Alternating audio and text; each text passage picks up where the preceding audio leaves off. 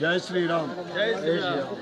Parliament ఎన్నికల ప్రచారంలో భాగంగా ఈరోజు 37వ డివిజన్లో ఇంటింటికి ప్రచారం స్థానిక కార్పొరేటర్ ముత్యాలు ఉమారాణి మరియు మాజీ కౌన్సిలర్ సదానంద్, నాయకులు మురళి, జ్యోతి మరియు బొట్టు వెంకటేషు, మళ్ళా అంబాదాస్, మా మండలాధ్యక్షుడు గడ్డం రాజు, భారతీయ జనతా పార్టీ ఇతర నాయకులు కార్యకర్తల ఆధ్వర్యంలో ఈరోజు ఇంటింటికి వెళ్తూ ఉంటే ప్రజలు నిండు మనసుతోటి ఆహ్వానిస్తున్నారు, ఆశీర్వదిస్తున్నారు.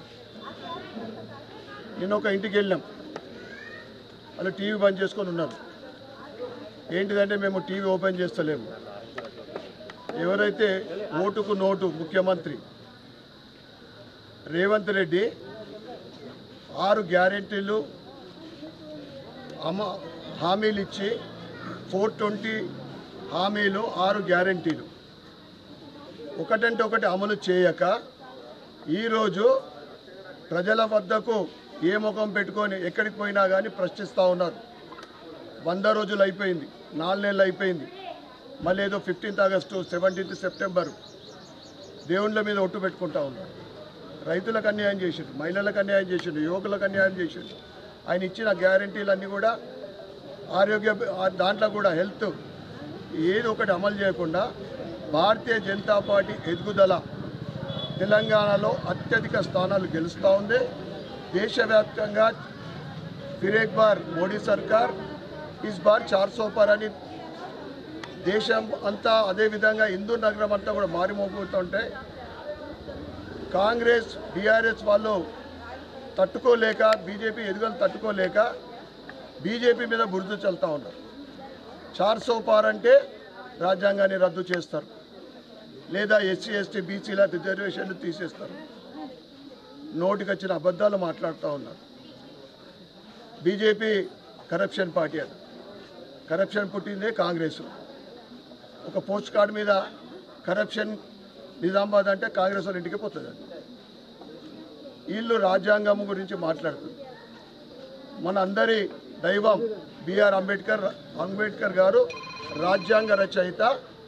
ఆయనని 3 సార్లు ఓడగొట్టిందే, ఒకసారి ఓడగొట్టి 2 సార్లు ఓడగొట్టే ప్రయత్నం చేసిందే కాంగ్రెస్. ఇక బీఆర్ఎస్ వాళ్ళు దళితులకు తీరని అన్యాయం వాళ్ళు మాట్లాడతారు.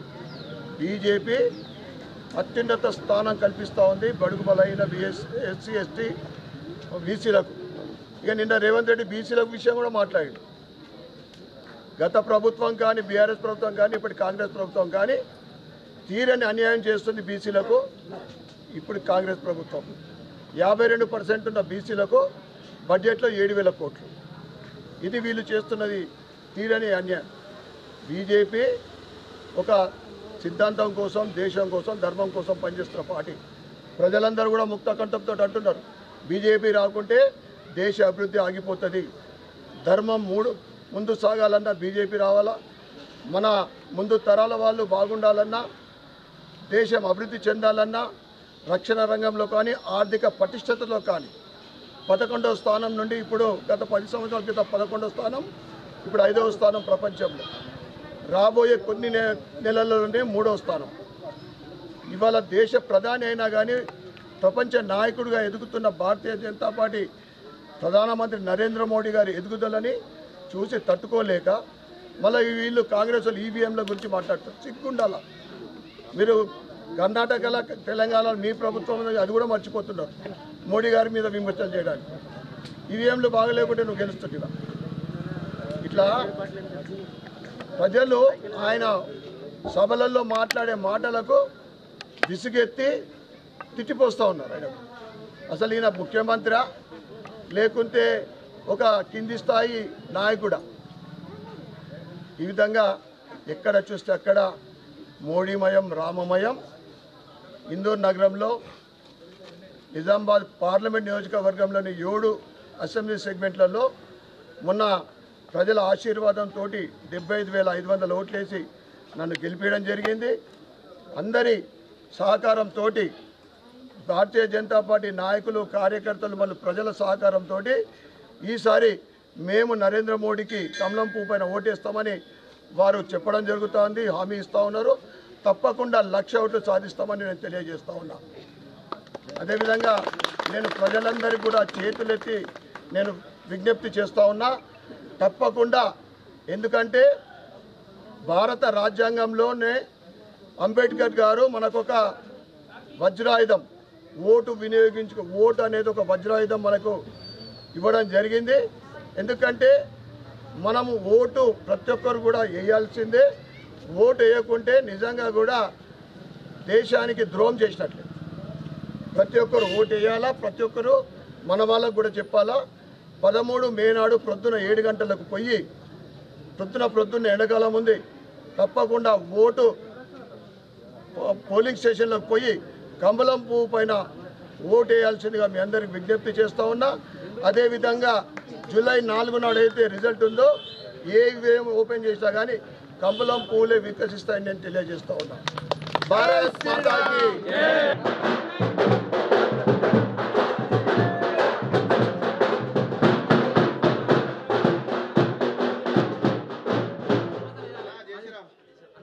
జై శ్రీరామ్ జై శ్రీరామ్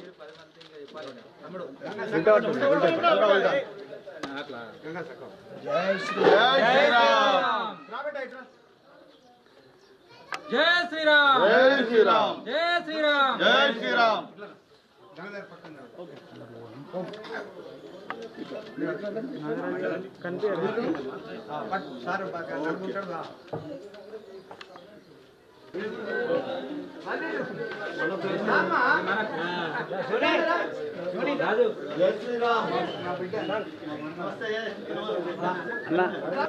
భారత్ భారత్ మాతా కి భారత్ మాతా కి జై శ్రీరామ్ అన్న కొద్ది జరగదు బాబు యాదమ్మ దారి బాబు సార్ అమ్మ నిలవడం